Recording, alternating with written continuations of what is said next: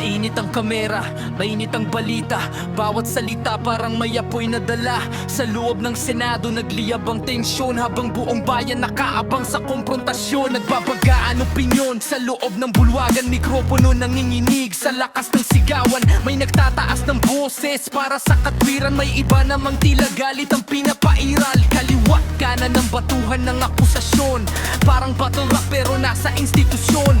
Mga senador nagsasalita ng depensa, habang media nakatutok sa bawat eksena. Trending agad sa buong social media, clips at memes kumalat na parang epidemya. May kampung todo support at pagtatanggol, may kampung gustong katotohanan ng manaig doon. Pero sa gitna ng init ng argumento, may tanong pa rin bumabagabag sa tao. Habang sila'y nag-aaway sa entablado, may pagbabago pa bang mararamdaman dito? Gulo sa Senado, nasang emosyon, parang bagyong sumira sa usapang kahapon. Lahat gustong marinig ang kanilang panig, pero bayan pa rin ang dapat manaig. Sigaw ng tao, sana'y ayusin, hindi puro galit at sisihan sa hangin.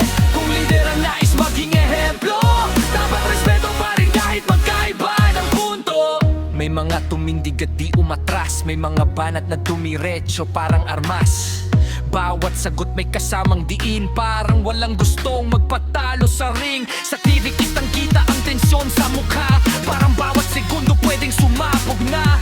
Mga netizen, hati ang opinyon, may natatawa, may dismayado sa sitwasyon. Habang sa lansangan tuloy ang trapiko, presyo ng bilihin patuloy na tumatakbo. Karaniwang tao gusto lang ng aksyon, hindi dagdag na gulo sa pamahalaan ngayon. Hindi kailangan ng sigaw para marinig, hindi rin kailangang magalit para tumindig. Kung serbisyo talaga ang tunay na hangarin, dapat bayan muna bago sariling damdamin.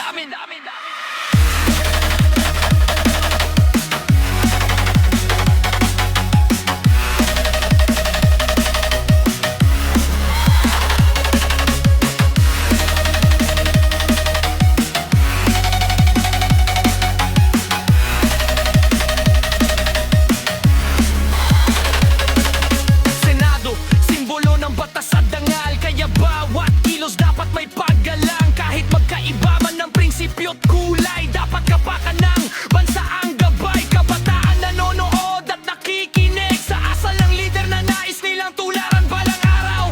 Kaya sana sa susunod na debate, mas manaig ang isip kaysa init ng galit. Gulo sa Senado, buong bansa nakatingin, umaasang sa huli may aral ding dadating. Hindi lang drama para sa telebisyon, kundi tunay na habang para sa mamamayan. Gulo sa Senado, ingay sa bawat sulok, pero pag-asa ng bayan sana hindi malupog.